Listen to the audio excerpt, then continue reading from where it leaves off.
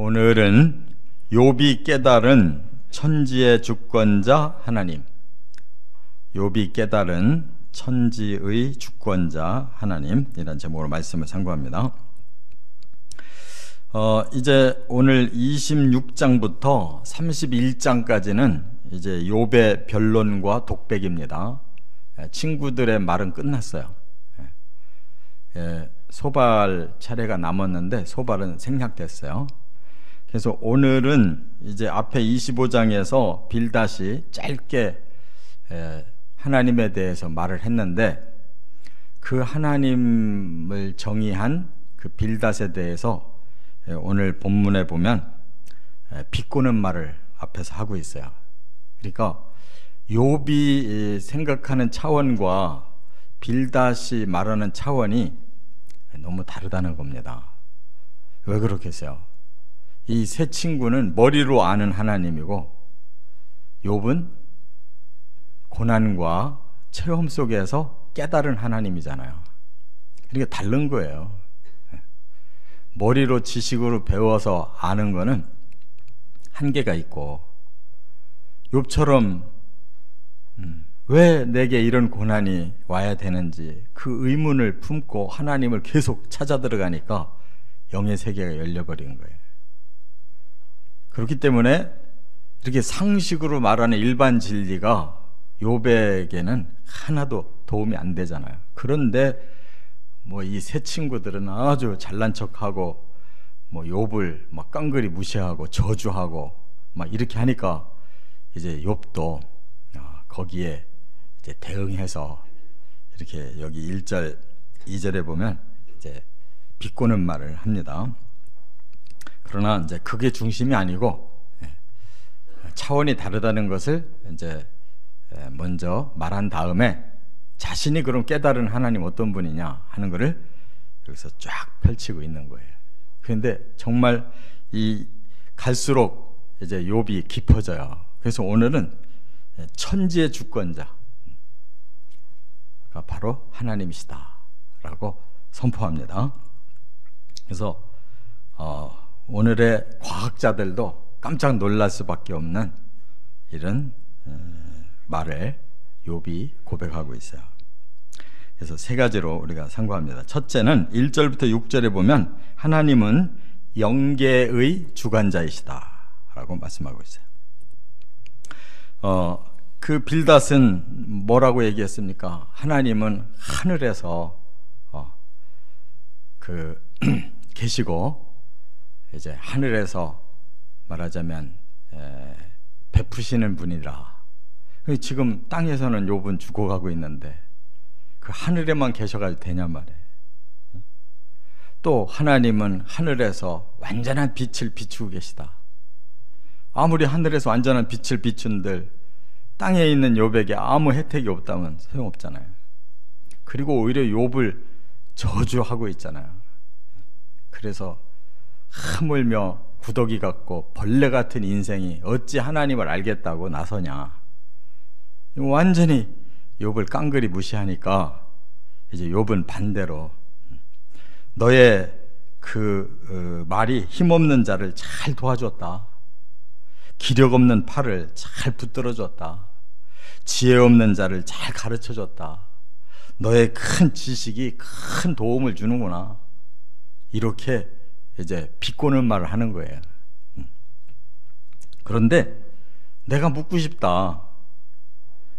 누구를 향해서 과연 이 말을 한 거냐? 나를 돕느라고 이 말을 한 거냐? 너의 그 정신이 누구에게서 나온 거냐? 말하자면 너의 영감이 과연 하나님이 주신 영감이냐? 이렇게 묻고 있어요.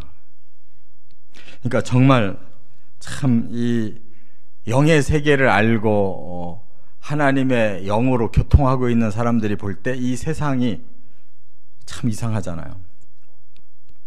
그와 같은 거예요.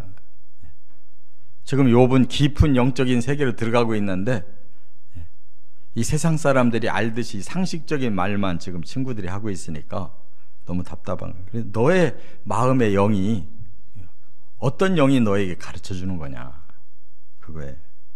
그러니까 사람들이 영의 세계도 모르면서 영을 얘기하고 있는 거죠.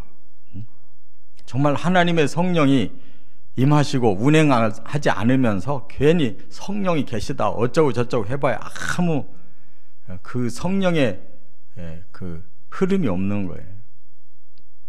오늘날의 기독교가 이렇게 된 거예요. 정신을 차려야 돼요. 뭐 성경이 어쩌고 성령이 어쩌고 하면서도 실제로는 말씀이 하나도 내게 역사하지 않고 성령이 하나도 역사를 안 하는데 거짓 말씀, 거짓 영을 가지고 굉장히 뭔가를 많이 알고 막 그 힘에 의해 사는 것처럼 거짓을 행한다면 이와 똑같은 것입니다. 그래서 이제 욥은 자신이 깨달은 하나님을 말하겠다 하는 거예요. 그러면서 여기 5절에 죽은 자의 영들이 물밑에서 떨며 물에서 사는 것들도 그러하도다. 그리고 6절에는 하나님 앞에서는 스올도 벗은 몸으로 드러나며 멸망도 가림이 없음이라. 얼마나 말이 달라요. 이 말은 무슨 뜻이냐면 하나님은 영계를 주관하고 계시다 하면서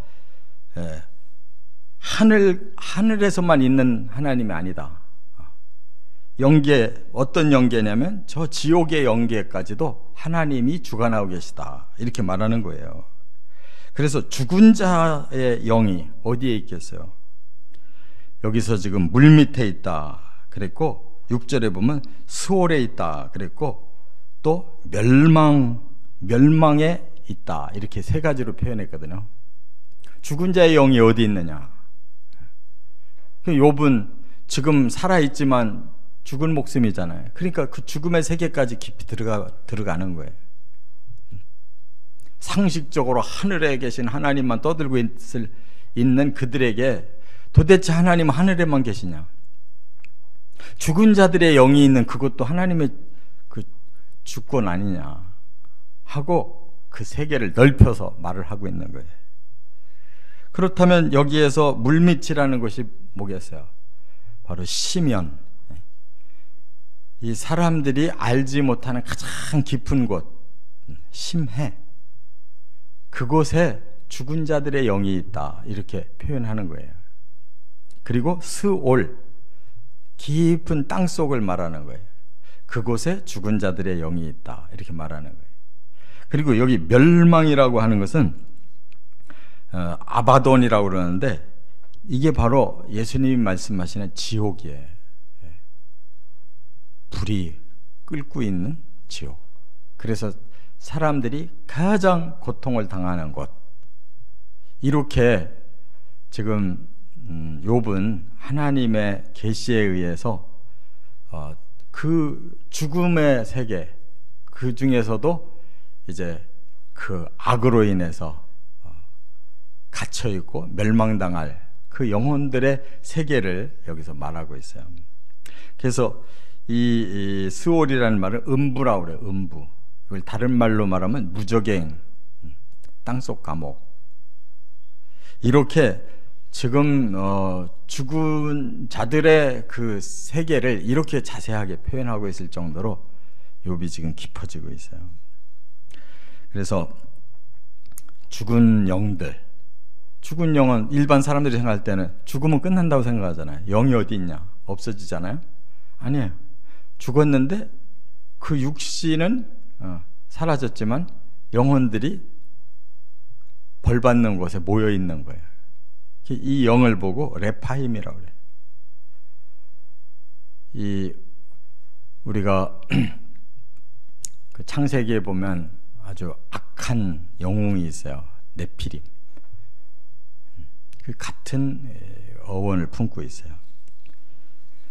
그 다음에 두 번째 7절부터 10절까지 보면 하나님은 우주의 창조자이시다.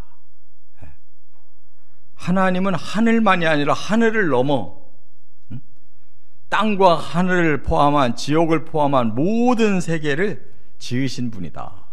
이렇게 지금 넓어지고 있는 거예요. 놀랍잖아요. 그러면서 그 하나님이 어디에 계시느냐? 북쪽 허공에 펴셨다 이렇게 말을 해요. 이 북쪽을 허공에 펴셨다. 근데 이 북쪽이라는 말은 영의 세계를 말해요. 그래서 하나님도 북쪽에 계시고 사탄도 북쪽에 있어요. 항상 성경은. 이 북쪽을 차폰이라고 그러는데 시편 48편 2절에 보면 이 하나님의 도성을 이렇게 표현해요. 북방에 있는 시온산의 큰 왕, 거기가 하나님의 성이고 거기가 거룩한 산이다. 북방에 있다는 거예요. 하나님의 나라. 그곳을 하나님이 이 우주 공간에 펴놓으셨다는 거예요. 우주 공간 어디에 하나님의 나라가 있다 이렇게 말씀하고, 또 한편으로 지구도 말씀하고 있어요. 여기 보면 땅을 아무것도 없는 곳에 매다시며, 이 허공에다가 땅을 매달아 놨대요. 이거 주장이 언제부터 나왔냐면 1500년대 16세기에서 겨우 코페르니쿠스가 땅은 공중에 있고 돌고 있다고 이렇게 주장했거든요. 그래서 천주교에서 그를 파문시키고, 갈릴레오가 또 그런 주장하니까 위협하니까 갈릴레오가 본래 천주교에서 해석한 게 맞습니다. 뒤에 돌아서면서 그래도 지구는 돕니다 그랬대잖아요. 그러니까 이렇게 어두웠단 말이에요. 그런데 지금 이 욥은 이미 구약시대에 알고 있는 거예요. 땅이 허공에서 매달려 있다는 걸. 이런 말을 어떻게 할 수가 있냐고요. 허공에 매달려 있다는 걸. 또 하늘 기둥이 흔들리며 놀란다. 이건 시적인 표현이에요. 그러니까 하늘이 펼쳐져 있는데 지금 땅에서 마치 기둥처럼 높은 산들이 이렇게 솟아난 거예요. 근데 하나님이 한번 명령하면 그냥 그들도 꼼짝 못하는 거예요. 그건 뒤에 나오네요. 제가 미리 했네. 그 다음에 물을 빽빽한 구름에 싸시나 구름이 찢어지지 아니한다 그랬어요. 그러니까 하늘에 구름이 잔뜩 있는데 그 안에 물을 가득히 담아놨다는 거예요. 근데 한 번도 찢어지지 않는데 구름이. 그게 뭐예요? 지금 대기층이 수증기가 가득해요. 하늘에 그 대기층에 그 수증기를 가득 머물고 있다가 이렇게 비가 오는 거예요. 근데 찢어지지 않고 어떻게 그 대기층에 물이 가득 담겨 있을까? 지금 그 얘기하는 거예요. 또 보름달을 구름으로 가리셨다. 근데 이거는 단순한 표현이 아니에요. 보름달은 가장 아름다운 하나님의 궁전을 표현하는 거예요. 그러니까 하나님의 나라는 저 보름달처럼 아름다운 하나님의 성이 구름에 의해 신비하게 아름답게 감춰져 있다 이렇게 표현한 거예요. 그 다음에 수면의 경계를 그으시니 빛과 어두움이 함께 끝난다. 수면의 경계라는 말이 뭐예요? 수평선 아니에요? 우리가 사람들이 아침에 뭐 보러 가요? 바로 햇볕 돋아오르는 거 보러 가잖아요. 그 수평선에 해가 떠오르는 순간부터 빛이 올라오죠. 그 이전에 깜깜하다가 수평선을 기점으로 빛이 올라오고 있는. 그래서 여기에 어둠과 빛이 함께 시작한다 이렇게 말해요. 그 수평선 밑으로 가라앉으면 빛에서 어두움으로 시작되잖아요. 이 우주의 이 움직임을 누가 만들어서 이렇게 운행하시냐 그거예요. 이게 바로 이 우주를 과학으로 알 때 바로 이러한 현상을 다 우리가 알고 있잖아요. 빛과 어두움의 현상을. 이 우주가 지구도 자전하고 그러면서도 공전하고 태양과 달과 별들과 이 모든 것이 조화롭게 돼서 이렇게 움직이는데 한치의 오차도 없이 움직이고 있는, 이걸 지금 욥이 이렇게 아파 죽겠는 사람이 어찌 깨닫냐고. 그러니까 계속 하나님을 찾고 있는 거예요. 찾다 보니까 하나님은 우주의 창조자시고 운행자이시구나 하는 걸 깨달았다는 거죠. 세 번째는 11절부터 14절에 보면 하나님은 만물의 통치자이시다 그랬어요. 여기 보면 이제 꾸짖으셨다라는 말씀이 나오죠. 이 꾸짖다라는 말이 통치자의 명령을 의미하는 거예요. 하나님의 명령, 아주 엄히하시다는 거예요. 그래서 아까 제가 미리 잘못 얘기했는데 하늘 기둥이 흔들리고 놀란다 그랬는데, 이 말은 이제 시적인 표현이에요. 이 하늘이 펼쳐져 있는데 그 밑에 이 지구에서 높은 산들을 갖다가 이렇게 꽂아놔 가지고 마치 기둥으로 받들어 놓은 것처럼, 그러나 하나님의 그 엄한 명령 하나에 이 높은 산들이 다 흔들리고 놀란다. 어때요? 지진이 일어나고 화산이 터지고 그냥 우레의 모든 천지가 다 흔들리잖아요. 그 다음에 하나님은 능력으로 바다를 잔잔하게 하신다. 이 지구상의 물이 거의 대부분이잖아요. 드러난 땅 조각보다 바다가 훨씬 넓잖아요. 근데 그 모든 바다를 하나님 다스리고 계시다네. 하나님 말 한마디에 그들이 잔잔하게 질서를 지키고 산다는 거예요. 그리고 또 여기서 영적인 말씀하셨어요. 지혜로 라합을 깨뜨리시고 또 손으로 날렵한 뱀을 무찌르신다. 그래서 이 라합이라는 단어하고 이 날렵한 뱀이라고 하는 단어는 영적인 존재입니다. 이게 신화에서는 말하자면 물에 사는 그런 특별한 그런 그 존재로 이렇게 신화에서 많이 나와요. 그래서 이제 용을 말하기도 하고 뭐 악어를 말하기도 하고 이렇게 하는데 다 그것이 영적인 의미입니다. 그래서 성경에 보면 이 욥기에 이 라합이라는 단어가 2번이나 나와요. 성경에 몇 번 안 나오는 라합. 저 여호수아서의 라합하고는 전혀 다릅니다. 이것은 말하자면 사람들이 말할 때 굉장히 무서운 악한 짐승을 말하는 거예요.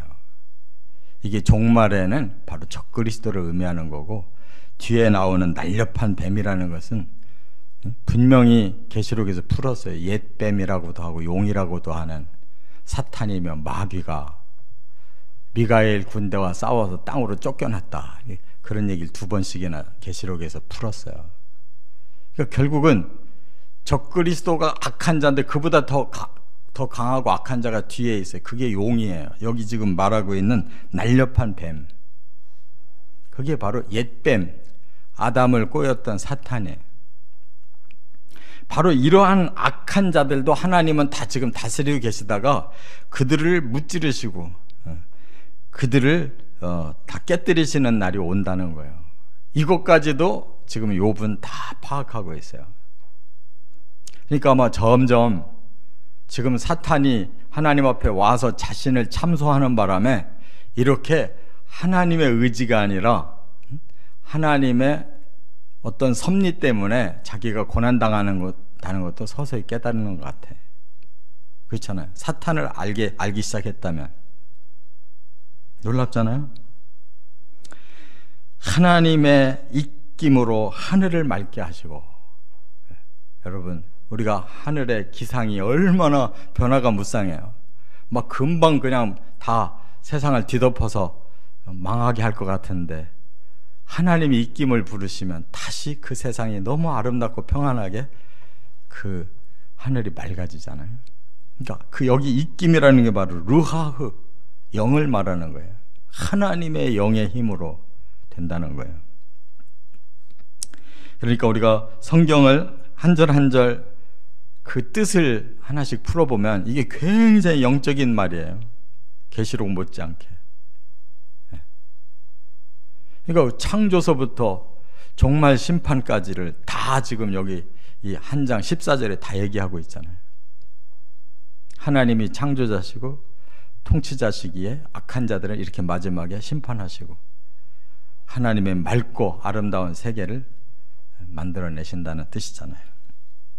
이처럼 이렇게 실컷 설명해놓고 이거는 하나님이 행사하시는 단편일 뿐이고 하나님의 속삭이는 소리일 뿐이고 우리 같은 자들이 어찌 다 하나님의 세계를 헤아릴 수 있으랴, 이렇게 끝내요.